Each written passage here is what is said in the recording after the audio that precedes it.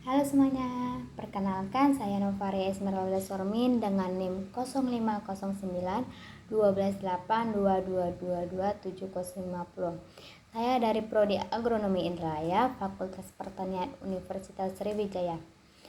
Baiklah, di sini saya akan membuat video tentang sistem produksi tanaman pangan. Di sini saya akan menjelaskan terlebih dahulu apa sih itu tanaman pangan. Tanaman pangan itu adalah tanaman yang menghasilkan produk yang dapat dikonsumsi manusia. Tanaman pangan merupakan sumber utama makanan pokok bagi sebagian besar penduduk Indonesia. Tanaman pangan ini mengandung nutrisi yang penting seperti karbohidrat, protein, dan serat yang dibutuhkan untuk menjaga kesehatan tubuh. Selain itu, tanaman pangan ini dibedakan menjadi dua, yaitu tanaman tahunan dan tanaman semusim. Apa sih itu tanaman semusim? Tanaman semusim itu adalah tanaman yang dipanen dalam satu musim tanam, yaitu antara 3-4 bulan itu ada tanaman jagung dan kacang kedelai. Sedangkan 6-8 bulan itu ada tanaman seperti tanaman singkong. Setelah itu tanaman tahunan. Tanaman tahunan itu adalah tanaman yang terus tumbuh setelah berproduksi atau menyelesaikan siklus hidupnya dalam jangka waktu yang dari lebih 2 tahun. Misalnya itu ada tanaman sukun atau tanaman sago. Kemudian tanaman pangan itu juga dibedakan menjadi 3 kelompok. Yang pertama itu tanaman serelia, kacang-kacangan, dan umbi-umbian. Kelompok serelia dan kacang-kacangan itu menghasilkan biji, sebagian produk hasil budidayanya.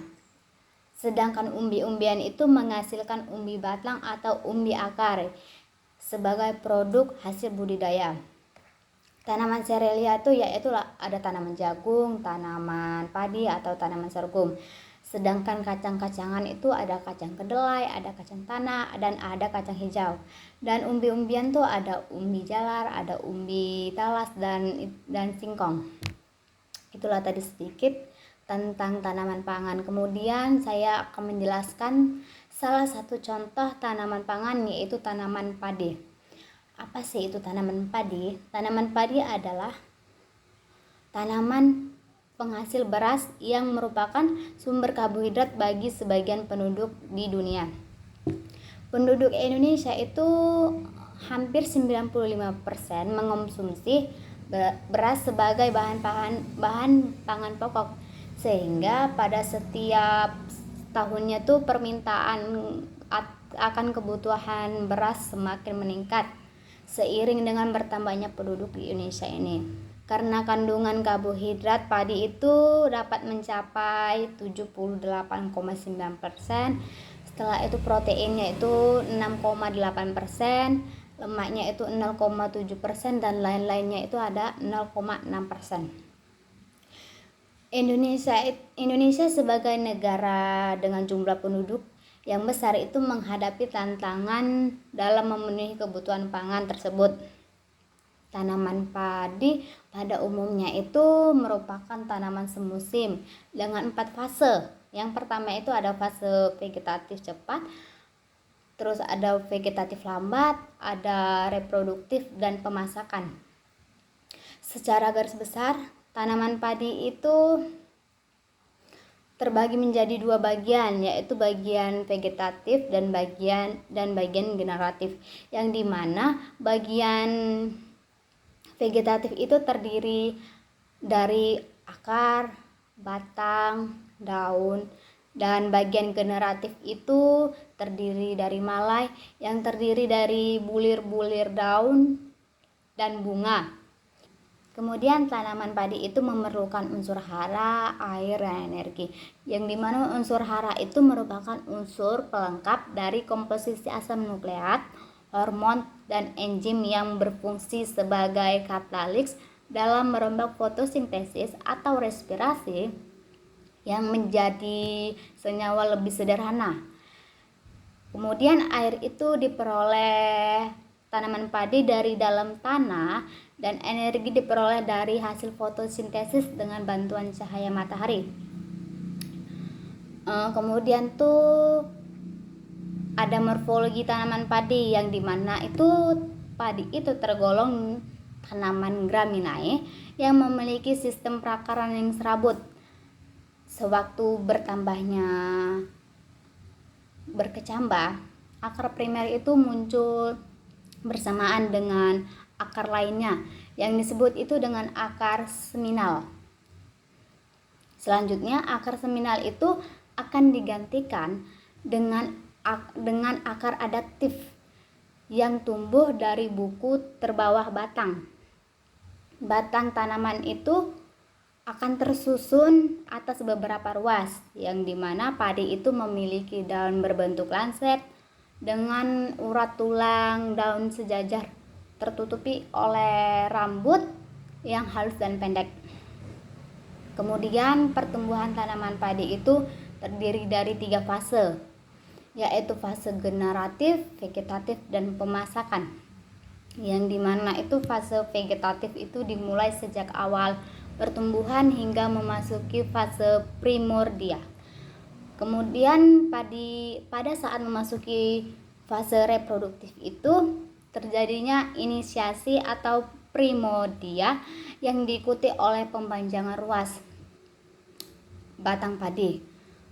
Dan fase terakhir itu adalah fase pemasakan yang mulai dari pengisian gabah hingga pemasakan gabah.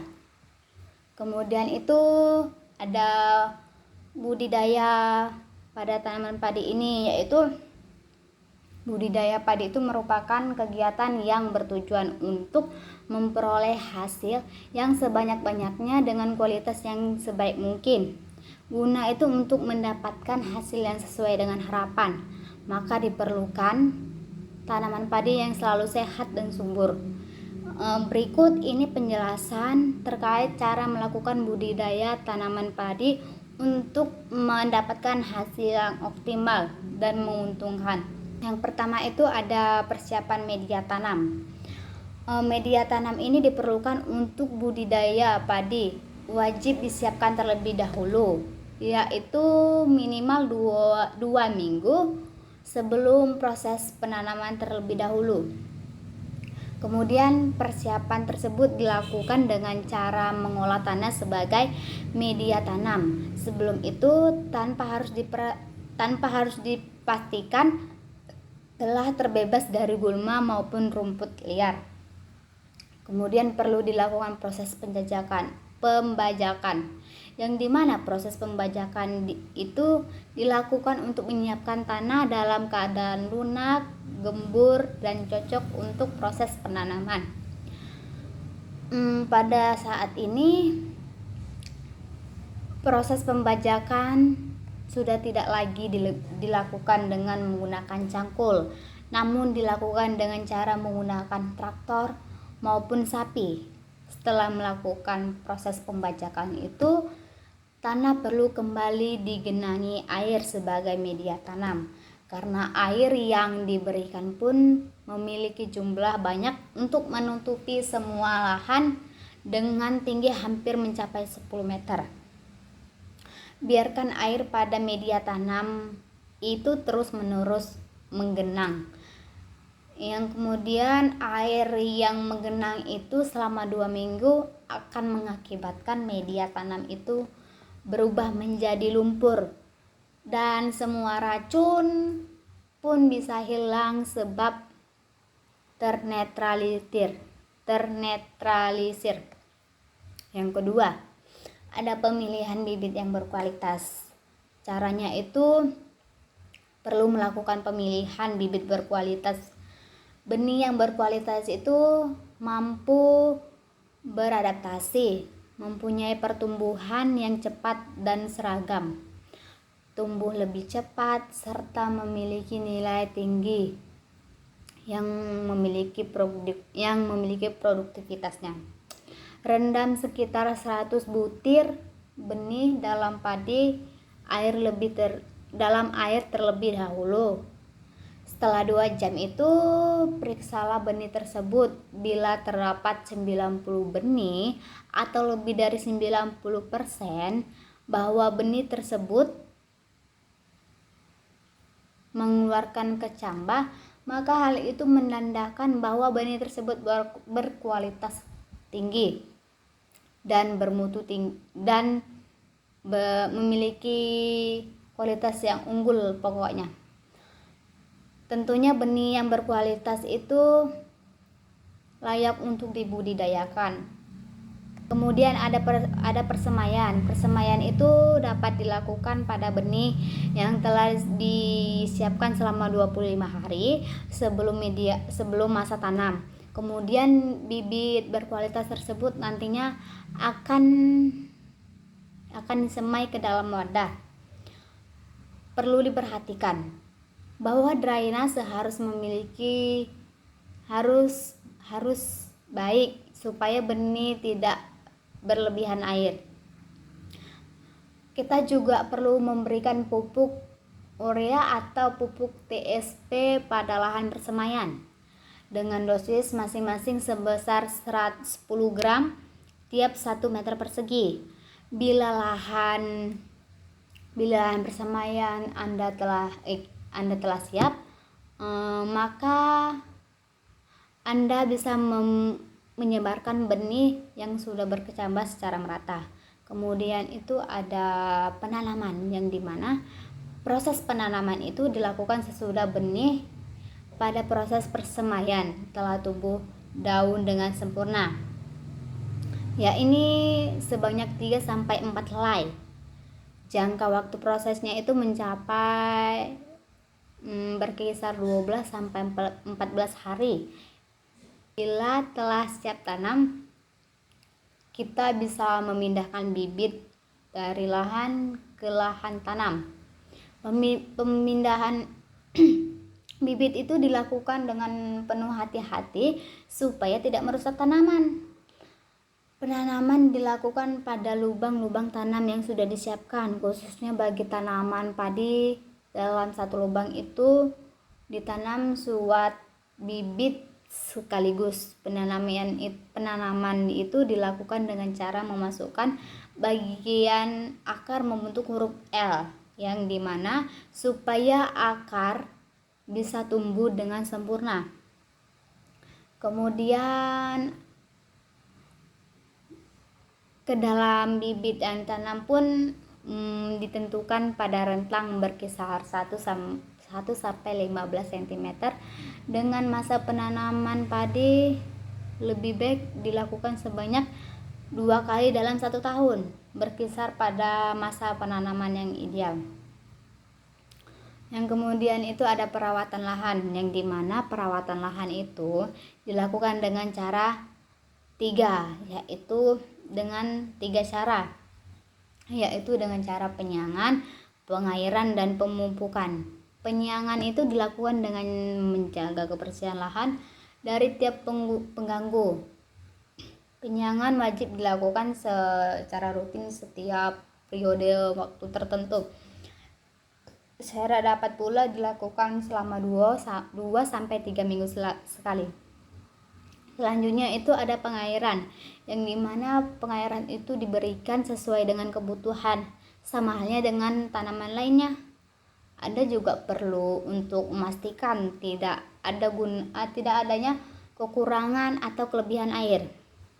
Setelah itu kita bisa melakukan proses pemupukan, yang dimana proses pemupukan itu pertama kali dilakukan sesudah tanam padi berumur 1 minggu.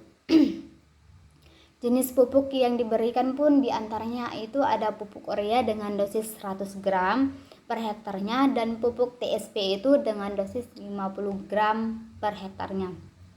Pemupukan itu selanjutnya dilakukan setelah 25-30 hari setelah penanaman dengan diberikannya pupuk urea dengan dosis 50 kg per hektarnya dan pupuk Posca itu dengan dosis 100 kg per hektarnya.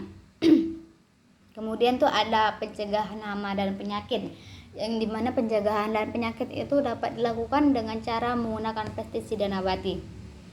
Yang terakhir itu ada penanaman, yang dimana proses penanaman itu dilakukannya dengan tanda-tanda padi telah menguning atau merunduk. Anda bisa juga menggunakan sabit atau gerigi. Gunanya untuk memanennya dan meletaknya hasil panen pada tikar dengan merontokkan beras atau bulir-bulir padi yang ada. Panen dapat dilakukan pada bulir hampir keseluruh telah menguning. Umumnya, hal tersebut terjadi pada 33 hari hingga 36 hari sesudah padi berbunga. Cara panen bisa dilakukan secara manual, memakai sabut dengan memotong pangkal batang maupun memakai mesin reaper, hair saver guna untuk menghemat waktu kita. Panen itu dilakukan secara serentak dalam satu lahan, gunanya itu untuk meminimalisir resiko diserangnya hama.